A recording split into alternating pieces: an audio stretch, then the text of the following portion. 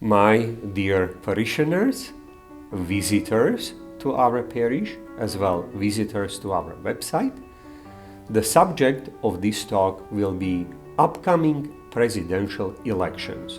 What do I need to do as an American Catholic, an American voter, when I am choosing the leader of my country to look at? In our parish, we were invited to pray for this intention in a special way on Wednesday nights at 6:30 p.m. We have chosen the prayer of the Holy Rosary that has been proven as one of those prayers that has an ability to influence not only our own personal life, our own personal history, but it has also influenced the history, the course of the countries in the past. And one of the great blessings that we have in our church, that we can pray this prayer while the Blessed Sacrament, the Eucharist, Jesus' presence is on the altar. In our parish, we have also chosen to fast for this intention, whether it would be a full fast or partial fast, whether it will be fast from food or entertainment or digital media. But certainly none of us should neglect to do the third important part: praying, fasting, and educating ourselves on who my future leader of the country will be. One thing I learned from very well-known priest, Father Frank Pavon, who is leading organization like People for Life and Priests for Life, is to remember that when we vote for a president, we do not vote merely for one person. With the president comes vice president. With the president and vice president come other elected officials who support the direction that the president, possibly his party, is setting. Our new president will have most likely an ability to nominate and appoint 3 to 4 Supreme Court justices, and another important component of our American governance. Who will these people be? Bring our country closer to upholding God's commandments, or will it be more like the opposite, as far as possible away?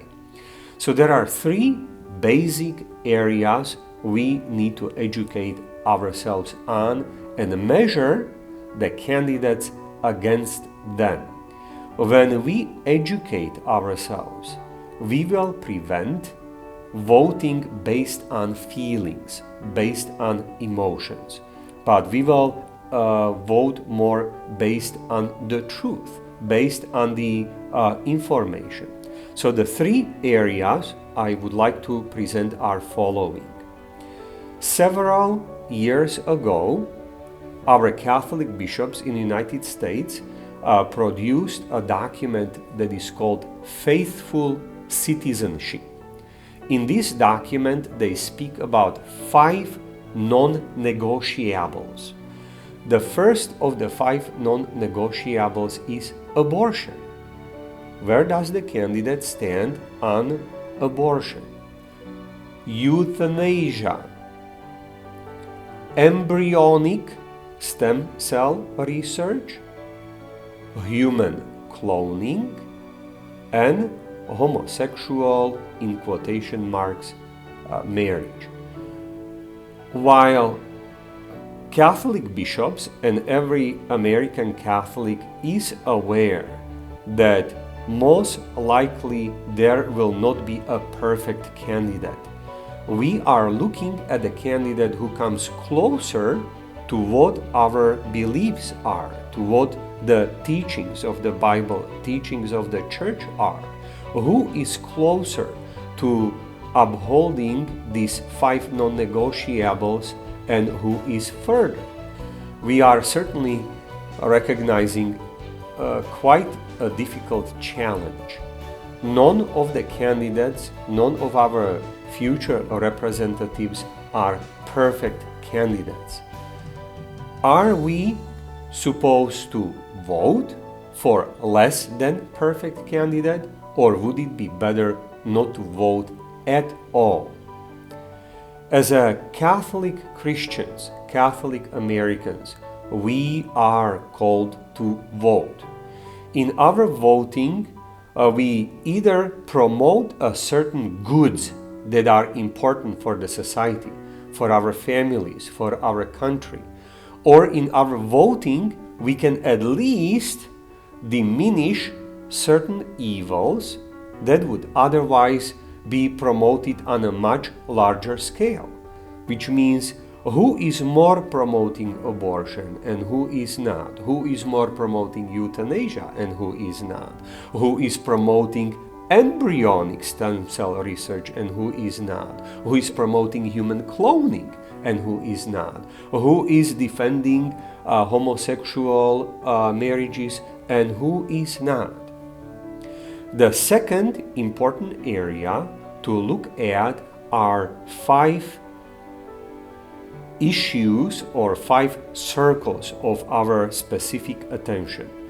The first one being sanctity and dignity of human life, expressed already in first 5 non-negotiables. The second area is sanctity and dignity of marriage, understood as a union between man and a woman, between a human being who is male and human being who is female. God's plan is expressed in the scriptures as well in the church's teachings very clearly.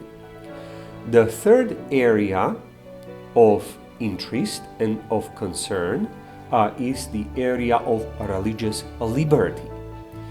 Perhaps a very small word of explanation. Religious liberty does not pertain primarily building a new church and allowing people to attend services in their churches. Almost every mile or every other mile, we have some kind of church, synagogue, or mosque. But religious liberty is about Catholic institutions, Catholic organizations, Catholic businessmen and women being forced to embrace laws that are contrary to their religious beliefs. One simple example. Will Catholic employer have to pay for possible abortion or contraception if his employee asks for that, or it will be mandated by the law? So, area of religious liberty. The fourth area of interest is economy and everything that goes with it. And the fifth area is the area of immigration. Not all areas carry the same importance.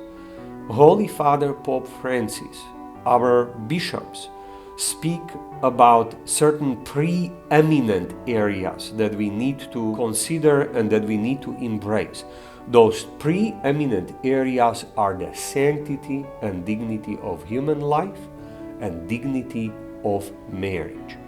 Who of my future representatives, who of my future candidates will be the ones who will give us, as a Catholics, as a Christians, and many other people of faith, eliminate the law that permits abortion?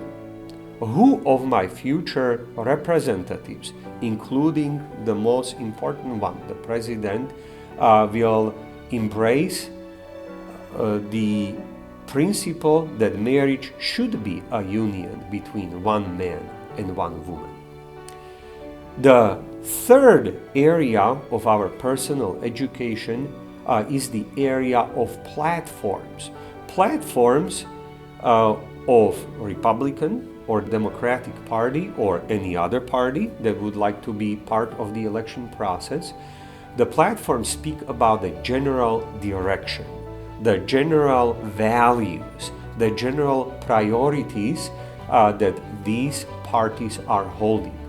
I encourage you and I recommend very much to go to following websites: priestsforlife.org, or if you wish, you may also go to our parish website, SSCyrilsFrBenVote. You will find a link to following platforms that speak about human life, Planned Parenthood, judges, religious liberty, climate change, global warming, education, school of choice, sex education, affordable care, marriage, medical research, and foreign policy or foreign assistance. When we educate ourselves on these matters, we will be more likely to choose the candidate who, and I will use the words that Jesus taught us in what we refer today as a Lord's Prayer: Thy kingdom come, Thy will be done. So I hope, my dear friends, my dear parishioners or visitors, that you will not only pray, you will not only fast, you will not only educate yourselves on the upcoming elections, but you will go and vote and show that we are part of this country, that in our lives we do not separate what we believe inside of the church and what we are called to live outside of the church. God bless you.